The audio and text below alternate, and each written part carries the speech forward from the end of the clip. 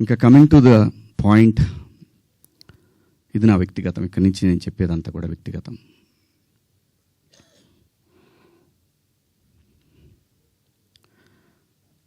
నాకన్నా ముందు చాలామంది గొప్ప గొప్ప జర్నలిస్టులు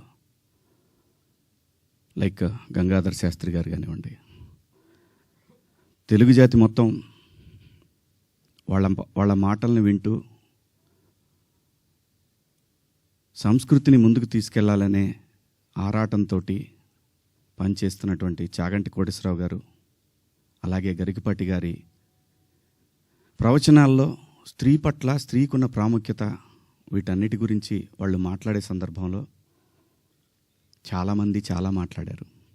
మరీ ముఖ్యంగా సినిమా ఇండస్ట్రీ గురించి కూడా అలాంటివి చెయ్యొద్దు, మీరు అలా చేయటం వల్ల, అలా ఉండటం వల్ల, అలాంటి కట్టుబొట్టు వల్ల బయట సినిమాలో ఎలాగైనా చేసుకోండి, మీరు దానికి సెన్సార్ ఉంటుంది కాబట్టి మీరు పరిధులు దాటలేరు, బయటకు వచ్చిన తర్వాత మీరు ఇబ్బందులకు గురవుతారనే విషయాన్ని పదే పదే ఎంతోమంది పెద్దవాళ్ళు, సంస్కృతి సంప్రదాయాల పట్ల అవగాహన ఉన్నవాళ్ళు జనరేషన్స్కి చెప్తూనే వచ్చారు.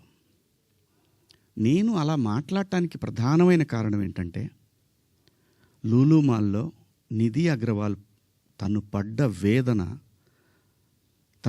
తన కారులోకి వచ్చిన తర్వాత తను ఎంబ్రాసింగ్గా ఎలా ఫీల్ అయిందో అది నా మైండ్లోంచి పోలేదు. వారం రోజులు అవుతున్నా నా మైండ్లోంచి పోలా.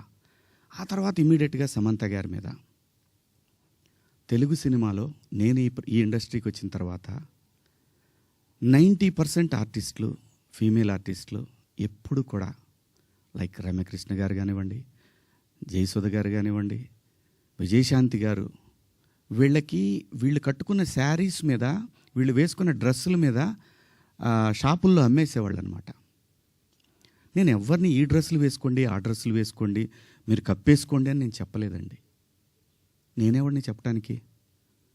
సమాజంలో ఏ రుగ్మత వచ్చినా కానీ సమాజం సినిమా వల్ల చెడిపోతుంది, మీరు వేసుకునే డ్రెస్సుల వల్ల చెడిపోతుంది, మీ సినిమా వల్లనే ఈ ప్రపంచం నాశనం అవుతుందనే మాటలు వింటూ ఉన్నాం. కాబట్టి తరచూ ఇక్కడే బతికి, ఇక్కడే నా కుటుంబాన్ని ముందుకు తీసుకెళ్తూ, నా పిల్లల్ని చదివించుకుంటూ, ఇక్కడొచ్చిన డబ్బులతో చదివించుకుంటూ, సినిమాని ఎవరు అనకూడదు అనే పంతాలో మనం ఎందుకు వాళ్ళకి అవకాశం ఇవ్వాలనేటటువంటి ఆలోచనతో నేను ఆ సందర్భంలో వచ్చిన మాటల్లో నాకు ఇప్పటికి కూడా నాకు నమ్మబుద్ధి కావట్లేదు.